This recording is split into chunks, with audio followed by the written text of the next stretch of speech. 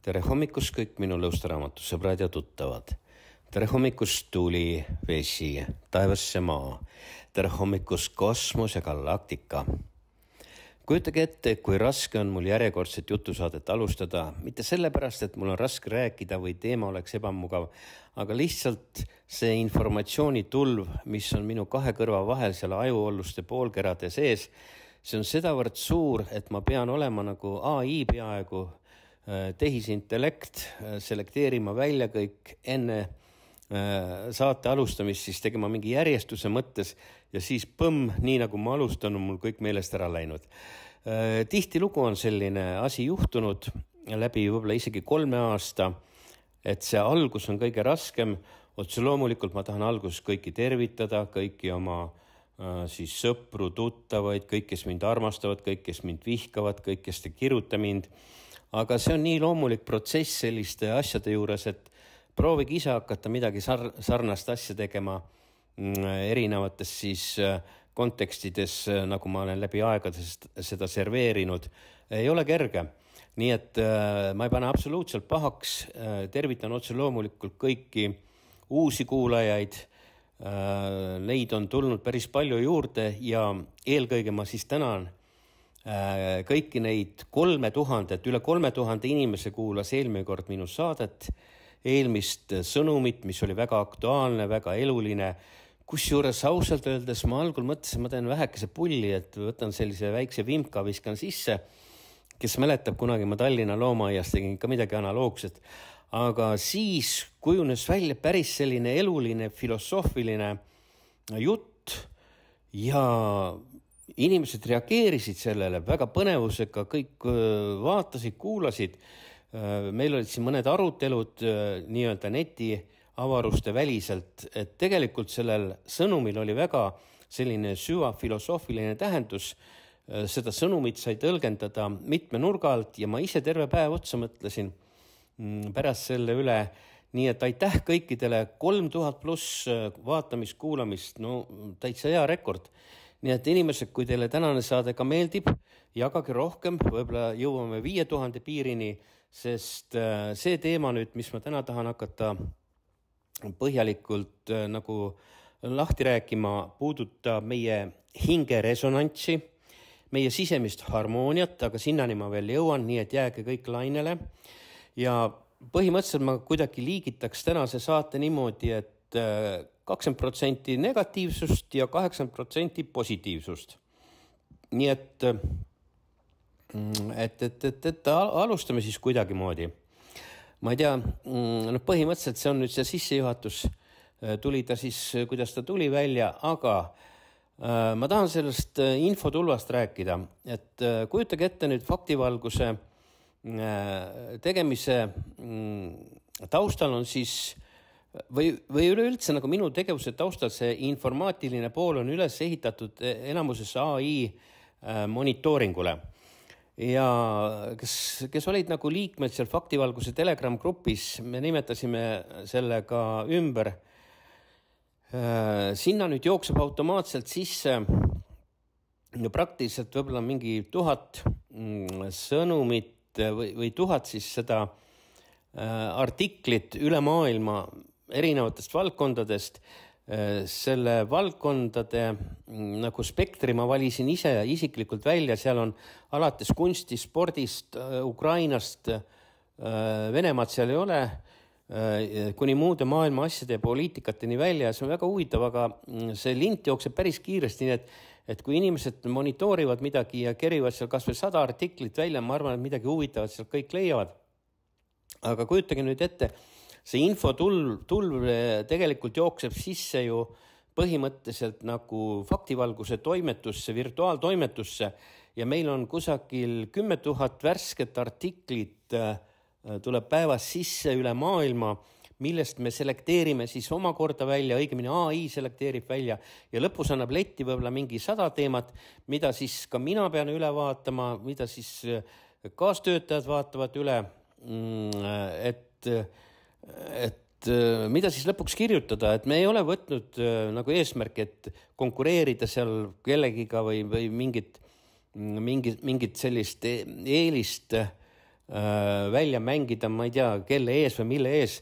Aga mis on nagu meil praegust väga tähtis, on see, et me oleme ääretult operatiivsed teatud uudiste kajastamisel ja ma olen vaatanud statistiliselt ka, et kui faktivalgus kajastab mingisuguse sellise hot kuuma uudise, siis see ilmub alles kanalisatsioonis kuskil võib-olla mõnikord 10 minuti pärast, poole tunni pärast. No ega kõiki uudiseid ei lubata ju kohe üles panna. Kentmani tänavalt on vaja küsida luba, siis on vaja sealt igasugustest liberastide kontoritest ja värviliste ja karvaste ja suleliste ümarlauas vaja arutada, et mida siis kajastada, kuidas kajastada, missuguse alatooniga. Aga meie eelis on see, et me võtame need maailma uudised ja me genereerime nendest detailipõhise, faktipõhise siis artikli välja. Viimasel ajal oleme hakanud ka linke panema, et ei oleks kellelgi mingit mokakobinat, et see ei ole faktipõhine. Viitame siis allikatele ja AI tegi ka sellise pakkumise. Ta teatas, et on olemas siis ülemaailmne väga tugev AI süsteem, mis on mõeldud psühhiaatritele, psühhoanalüütikutele, psühholoogilise analüüsi tegijatele. Noh, nii nagu advokaadid, juristid kasutavad AI-d, kasutavad ka siis igasugused need ajuuurijad ja lolliarstid ja kõik kasutavad juba maailmas AI-d ja ta pakkus välja, et võiksime siis teha nende artiklite kohta, eriti mis ka Eestis ilmuvad, mis ilmuvad siis Eesti esileedi sellest suumulgust välja, igasugused Venemaa lammutused ja ma ei tea, mis asjad, mille üle kahe käega hoitakse maailmas peas kinni. Kusjuures täna mul oli just üks ülekanne, ameeriklased rääkisid ka Eesti esileedi sellest nii-öelda sõnavõttudest siin nädal aega tagasi, kui see foorum oli või midagi, et see on täiesti absurd, mis nagu toimub sellel tasandil nende väljaütlemiste ja nende mõtete ja nende väljendustega, aga ma ei räägi täna sellest absoluutselt, et iga mõtlev inimene saab aru, mida see helikopterisõitja siis räägib ja teeb. Noh, saate ise seal Riigikogus või Toompeal või mäe peal kuulata seda. Aga ma tahtsin tulla veel tagasi selle faktivalguse infotulva juurde, et see ongi see, et ma hakkasin täna mõtlema, et ma olen üks kõige informeeritumaid inimesi, sest see uudiste voog on niivõrd meeletu, mis läbi läheb ja me sekundi pealt saame selle teada, mis artikkel kusagil avaldub.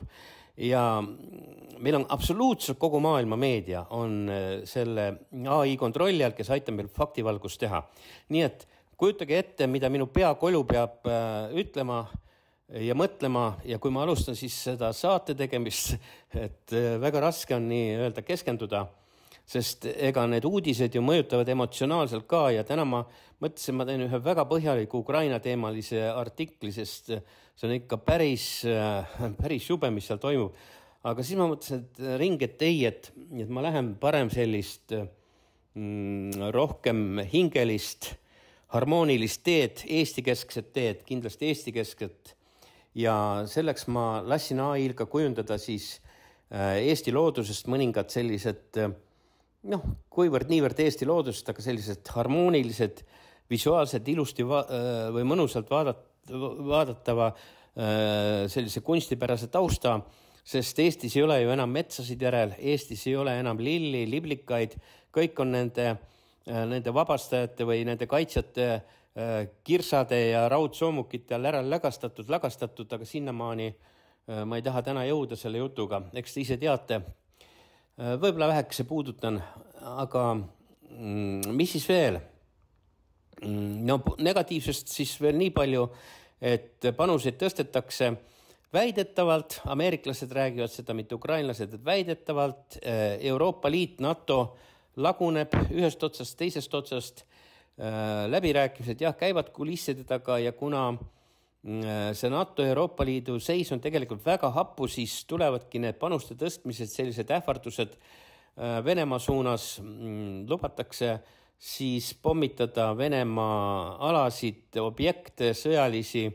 Prantslased ütlesid selle, Macron ütles selle välja, aga kooskõlas siis kõikide Balti riikide, Poolaga, ma ei tea, kes seal veel olid, ja see on otsene ähvardus, Venemaa ähvardus. Putin ütles ära, et tuleb vastus, tuleb kõikidele vastus, nii et ärge hüppake, konnad. Ja eile siis sai tehtud üks Telegram-kanal Ajuinstruktor. Idee tuli sellest, et kõik instruktorid saadetakse ära Ukrainasse, aga Eesti rahval ei ole ühtegi instruktorit, kes nende ajusid tuulutaks ja õpetaks. Ja Ajuinstruktorisse sai siis pandud üles ühe Vene analüütiku ülevaate või ettekanne, kuidas see tuumapommidega pommitamine siis hakkab ja mis plaanis siis Venemaal on. Aga vastus tuleb, kruvitakse üles kuni sinnamaani, kus kõik vabatahtlikult hakkavad millegile või kellegile alluma, tuuakse välja hirmufaktor, kas see tuleb nähtamatu hirmufaktor mingi kiirituse näol või see tuleb siis mingisuguse visuaalse pildi näol nagu tuumaplahvatus või mis iganes, aga see ei jää tulemata. Ja mis siis veel, et Ukrainas on jah see olukord selline, et nad ütlevad, et väga suur selline rahvuskatastroof on tulemas, sest 25 aastat oli see alampiir, kust võeti inimesi või noormehi siis sõtta, nüüd pandi 17 peale, et põhimõtteliselt sisuliselt on tegu genotsiidiga siis USA, Inglismaa, NATO juhendajate käe all. Ukraina rahvast lihtsalt hävitatakse ära, ärge pange pahaks, võtke heaks, võtke halvaks, aga nii see on. Ameeriklased ütlesid välja, et kuskil 500 000 on juba tapetud.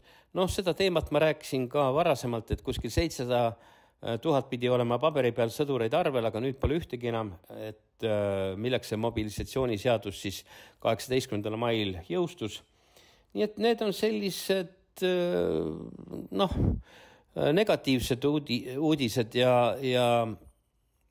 ega see Euroopa lagunemine ja see Euroopa Liidu ja NATO lagunemine, et kuidas ameeriklased nagu ütlesid, et kellamehhanism enam ei tööta. Et kellamehhanism on läinud rikki ja mainiti veel seda, et Euroopas ei ole enam seda eliidi ehituse või välja loomise vabrikut, et nagu siin Eesti eliit ka koolitati välja kõik, kes praegust niimoodi on võimukad ja positsioonil, et see Euroopa mehhanism, kuidas noort eliiti üles koolitada, kasvatada, et see on laiali, et seda enam ei suudeta teha. Ja et see, et kelle käes on kell ja kelle käes on aeg, et see on täiesti paigast ära, et see on see Euroopa probleem. Ning siit ma lähekski üle vaikselt siis selle Hiina filosoofia peale, sest Hiinaga on mul ikkagi nii, et praegust käsipidi, jalgupidi seotud ja tahakski siis nagu rääkida kõigepealt sellest, et mis asi on see hingeresonants ja piltlikult öeldes siis minna selle pealt üle nagu peegelpildina riigi, rahva ja ühiskonna hingeresonantsini. Nii et ma ei tea, kuidas ma seda alustan, aga ma püüan siis nagu selgitada, paljud kõik teavad seda oma hingeseisundi taustal, et see on selline olek, kus inimene tunneb nagu mingit väga sügavat vaimset ja emotsionaalset ühendust, siis eelkõige iseendaga, sisemaailmaga ja ka ümbritseva maailmaga. Ja see on selline meeletu harmoonia ja tasakaalu tunne, kus juures ma ütlen, et ma olen väga palju viimastel aegadel seda tundnud, kus nagu vaim, keha ja kõik emotsioonid on nii kooskõlas ja see annab sellise võimsa ilmasõdalase, sellise, kuidas öelda, sellise nähtamatu jõu, et sa ei karda mitte ühtegi sellist mingisugust, mis iganes. See on selline nähtamatu megaürgne jõud. Ja hingeresonants see tähendabki, et inimene tunneb end täielikult nagu kohal olevana, täielikult rahul olevana, ei ole tähtis, mis sul toidulaua peal on, ei ole tähtis, mis sul see või teine asi, kõik on. Sa oled täielikult võimsalt ühendatud universumiga ja see on sinu jõud, see on sinu relv, see on sinu ilmasõdalase olek. Et ei oska nagu seda paremini seletada kuidagi niimoodi. aga mis siis nagu, ütleme, detailselt see tähendab? See tähendabki seda, et sul on sisemine harmoonia, selline seisund, et igasugune milligramm on su sees kooskõlas ja see ongi see harmooniline elutunne, kus sa oled suuteline tegema, olema, rääkima, mida iganes.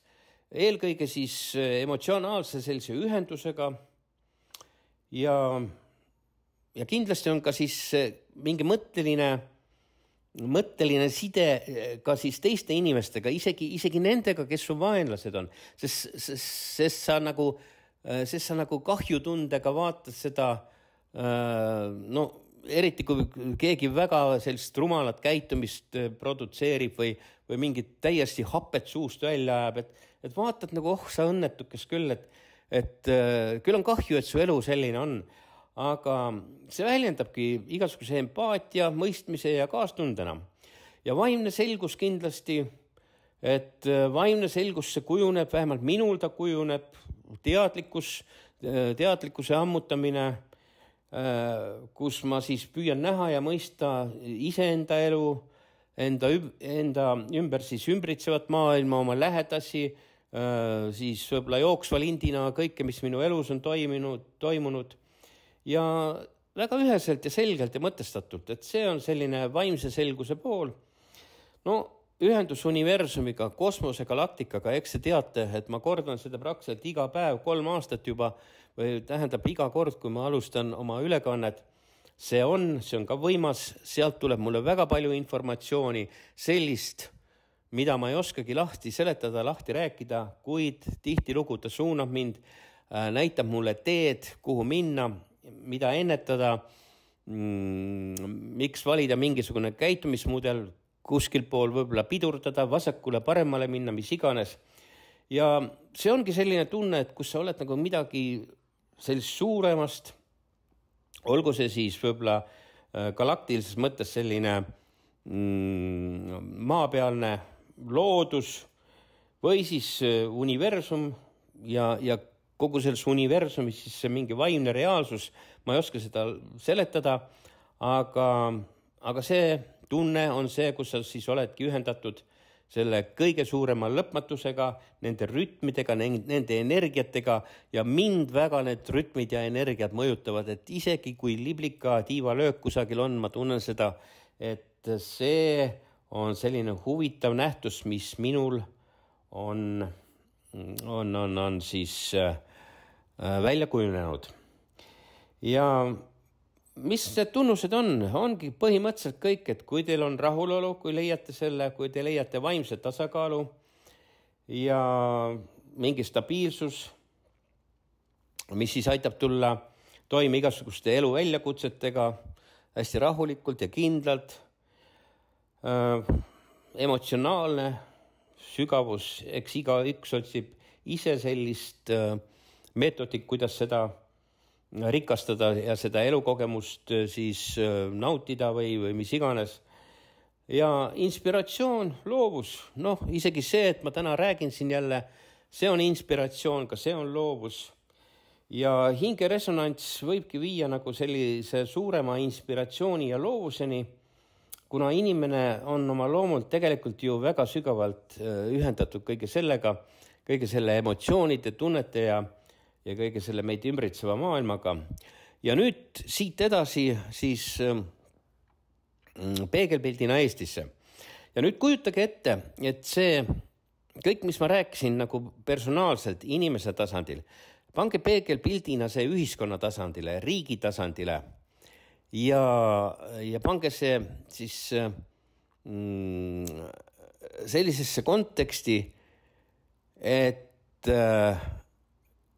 riik tahab, ütleme niimoodi, et inimesed riigis otsivad, et toome vabaduse tagasi, teeme seda, teist, kolmandat, aga mitte keegi nagu ei pööra tähelepanu sellele, et riik on haige, riik on katki, riigil ei ole mitte mingisugust sisemist harmooniat, riigil ei ole mitte mingisugust emotsionaalset ühendust, ei mingit vaimset selgust ega ühendust universumiga. Riigil on ainult psühhopaadid, riigil on ainult igasugused need satanistid, hullud, no nägite neid Eurovisiooni värke seal, varem olete näinud mingisugused habemega naised, mingisugused pedofiilid, no eelmises saates, üle-eelmises ma rääkisin pedofiiliast ja sellest kõigest, kuidas Saksamaal kahe käe peal kantakse neid idioote, lapsahistajaid või neid kuradi haigeid. Ka Eestis on juhtumeid olnud, tead ise ei hakka siin mingitesse detailidesse laskuma. Ja nüüd need sõjaõhutajad, hüsteerikud, kes tahavad Venemaaga astuda tuumasõtta kõigi eelduste kohaselt, või siis kes tahavad seda viimast õlekõrg kinni hoida, et nende privileegid siin maamuna peal veel kuidagi säiliks. Nad on viinud, no ma ei hakka jälle rääkima rahvusriigi hävingust, aga ma räägin riigi siis sellest hingelisest resonantsist.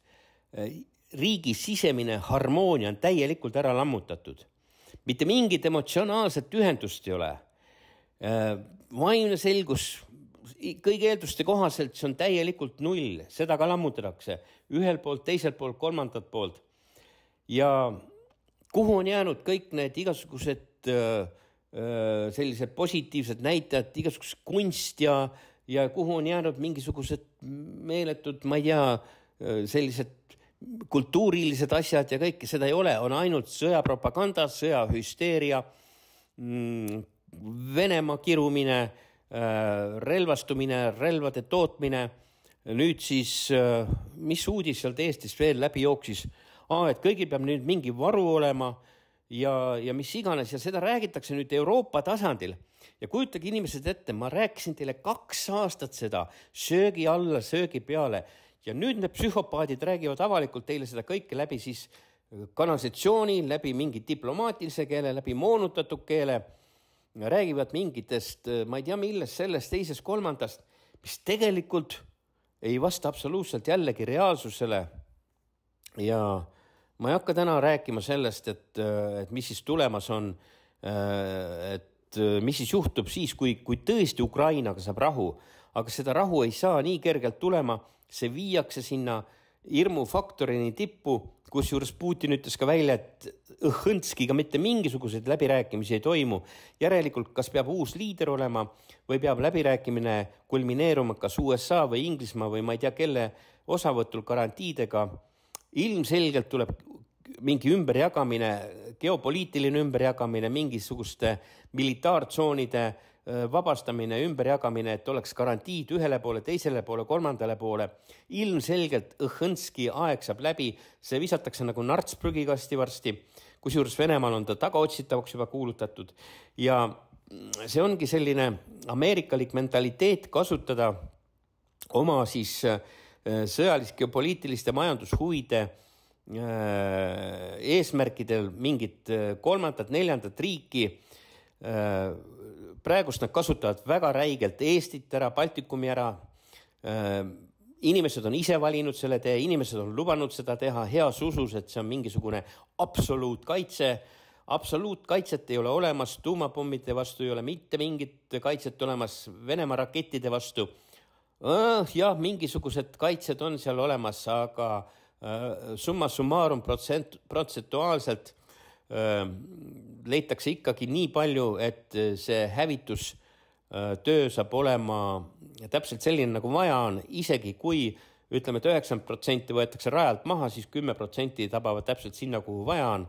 Ja siinkohal ma tahakski nagu meelde tuletada ka, et kui te mõtlete, et ma ajan mingisugust, ma ei tea, mis umbluud või seda või teist või kolmandat, minge uurige Vietnami sõda, minge uurige, mida ameeriklane tegi Vietnamis 20 aastat, kuidas ta lõhestas rahva ja pani rahva 20 aastat sõtta ja siis lõpus, kui rahval tuli teadus ja teaduse nii-öelda ärkamine, siis nad said aru, et neid on petetud.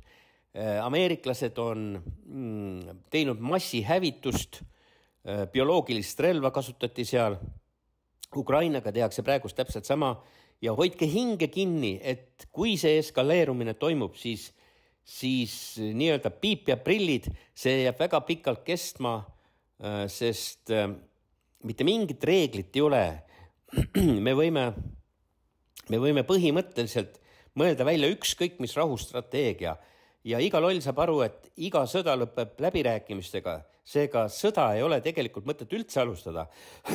aga point on nagu lihtsalt selles, et nii nagu esimene rakett lendama hakkab, siis kõik plaanid luhtuvad ja siis on tohuvapohu, siis on inimmõistuses, teaduses, hirmudel, siis on täielik kaos. Ja see on kõige hullem, mis võib ka Eestit ees oodata. Nii et mitte ühegi NATO kindrali jutt, mitte ühegi Eesti mingisuguse hüsteeriku jutt ei tööta enam reaalses sõjaolukorras, kui hakkavad raketid lendama. Nii et võtke seda arvesse. Viimaste artiklite eessõnadena on selles ka hoiatatud, lugege faktivalguse artikleid, Lõustaraamatus on mul kõik siia kirja pandud sellised aktuaalsemad teemad.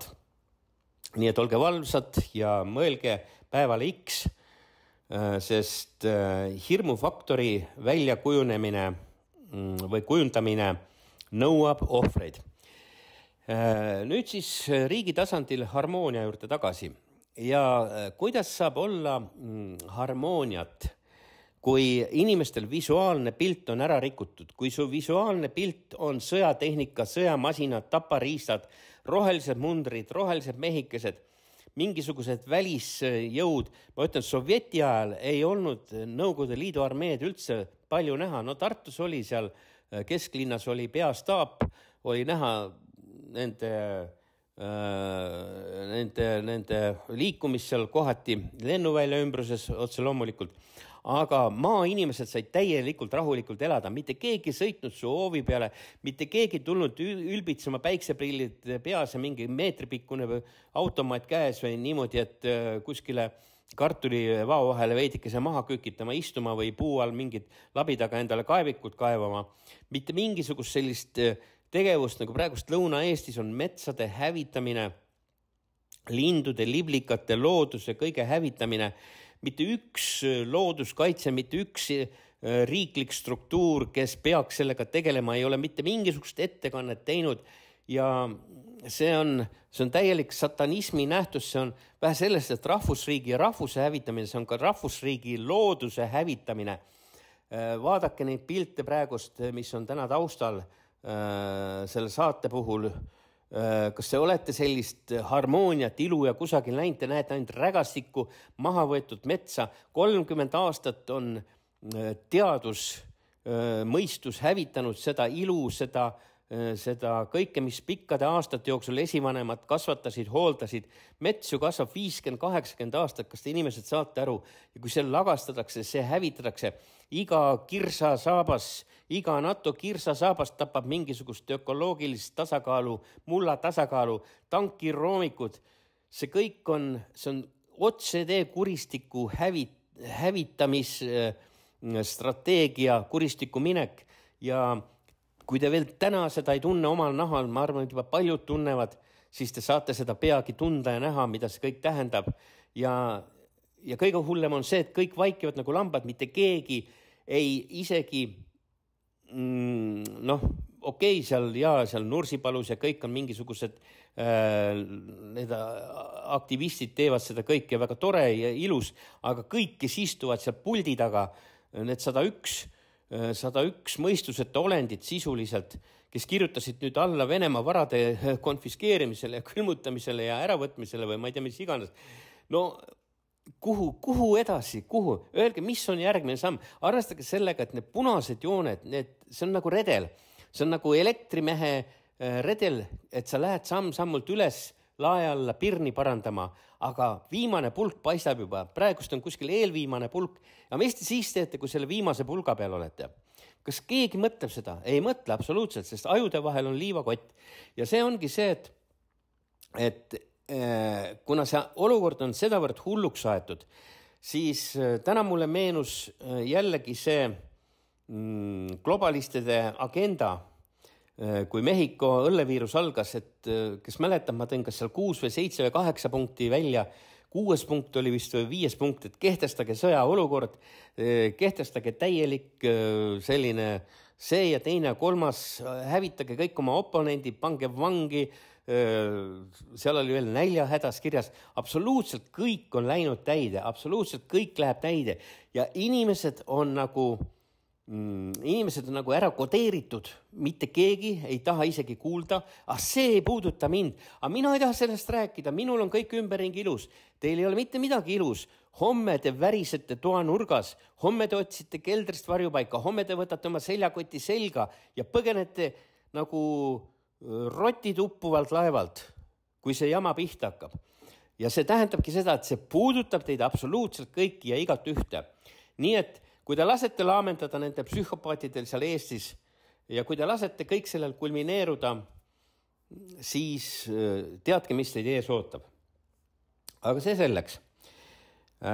Mis siis veel hingest, hinge resonantsist ja sellest riigi tasandil sellest suurest pildist, et ega ei saagi seda riiki luua, et tegelikult võiks Eestis asutada täielikult sellise liikumise. Ma ei kujuta ette, mida see nagu peaks nagu endas kujutama, missugune peaks olema kontseptsioon, missugune võiks olla strateegia, hea meelega kuulaks, kirjutage, arutame, kellel võistlus veel peas on, kes tahab mõelda, kes saab aru, et väga palju on ka võtta võib-olla Hiina filosoofiast.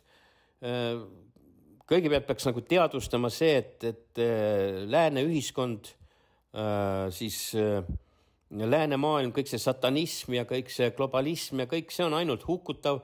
Kui seda ei teadvustata, no siis ei ole mitte midagi teha, siis lähebki kõik kuristikku, lähebki kõik utiliseerimisele nagu ukrainlasega. Eks see on ka paratamatus ja see on ka võib-olla hea, ma olen ütlenud, et võib-olla ongi isegi hea, sest emake maa tahabki sellest idiotismist lahti saada. Ükskõik, kelle käe läbi seda siis tehakse, ükskõik missuguse riigi käe läbi, ei ole tähtis, kas seal on Putin ees või on keegi teine ees või on ameeriklased või inglased, mingit vahet ei ole. Lihtsalt see on kriitiline piir, kork on pealt ära ja see on vaja ära hävitada. Võib-olla on ka niimoodi õigem anna. Aga mis siis nagu nende järelejäänutega või ellujäänutega, kes tahaksid nagu midagi muuta, et võib-olla peaks nagu sellise nagu mitte iseseisvuse kontekstis, vaid selle looduse harmoonia ja resonantsi nagu väljatöötamise kallal hakkama mingisugust liikumist nagu arendama, sest kui inimesed muutuvad paremateks selles mõttes, et nad saavad aru seda, et mida see satanism ja kõik teeb või isegi teadlikumaks, et siis ka nende meeled avarduvad ja nad suudavad nagu mõelda sellise nurga ja aspekti alt, nagu ma praegust näitan neid pilte teile jälle taustaks. Ma spetsiaalselt tegin selle tausta teile. Õigemini AI tegi selle tausta teile, sest ma AI-ga arutasin, et mis siis nagu Eestist saab või mis iganes. No AI pani mulle kohe algul sellise ilusa plää välja, et Eesti on maarahvas ja Eesti on metsarahvas ja hullult austavad ja kõike seda ja teist. Ja ma ütlesin, et sa oled ikka püsti loll, et sõimasin täna AI-d, et eestlased on oma metsa kõik ära hävitanud, eestlased teevad seda, teist, kolmandat. No siis tuli AI ka mõistus pähe, siis hakkas mulle rääkima. No sellise ooperi kirjutas kokku, et saab aru küll, kui tahab, aga teda on koolitatud niimoodi, teda on koolitatud hävitama rahvusriike. Aga õnneks mul on omad nipid ja trikid ja teatud kontekstis ta tahab mind ka väga mõjutada sellega, aga ei õnnestu, mitte kuidagi ei õnnestu. Ja et see teema oli ka siis selles valgus nagu arutelus. Nii et tegelikult kõik see, mis on agenda, see on kohe niivõrd huvitavalt ilusti lahti kirjutatud. Ja see ongi see peidetud satanism, peidetud saatana siis plaan läbi alateaduse, läbi pealteaduse, läbi igasuguse tegevuse, alates seal mingi kanalisatsiooni pealkirjates kuni ma ei tea milleni välja mõjutada, et see kõik oleks normaalsus. Täna veel mõtlesin ka seda, et mitte keegi ei pööra absoluutselt tähelepanu, et miks Iisrael teeb genotsiidi siis seal selles Gazas. Ja uskuge inimesed, kui teil ei ole kaastunnet, kui te pigistate silma kinni, siis see asi jõuab kõik teieni ka, sest mitte ühegi väike rahvuse nii-öelda olemasolu ei ole nendele satanistidele tähtis. Hävitatakse nagu sitikad maamuna pealt. Ja kui te mõtlete, et eestlane on mingi uhke ja hää olla, ei ole midagi, eestlane on ainult instrument. Täpselt nii nagu Ukraina on instrument, veidikese suuremas mastaabis ja arvestage seda. Nii et võt selline tuli välja tänane teema ja ma arvan, et ma tõmban otsad kokku veel kord tänu teile kõikidele. Loomulikult võib nendest asjadest rääkida lõpmatuseni, aga veel kord siis tänu kõikidele ma pean oma nii-öelda toimetustega edasi tegelema, sest vahepeal on 300 artiklit maailmas ilmunud ja me kuuleme jälle, kui on õige aeg. Soovin teile igati sellist teaduse avardumist, mõtete nagu sellist lahti mõtlemist ja mõelge selle peale, et kuidas ühiskond saaks leida sellise tee, et kõigepealt ühiskond hakkaks ennast parandama. Et kuidas ühiskond saaks leida selle sisemise harmoonia, emotsionaalse ühenduse, vaimse selguse, aga ilmselgelt viha, vainuga, sõjaga, see on täielikult välistatud ja see on otsetee kuristiku. Aga okei, me kuuleme jälle, kui on õige aeg. Aitäh teile!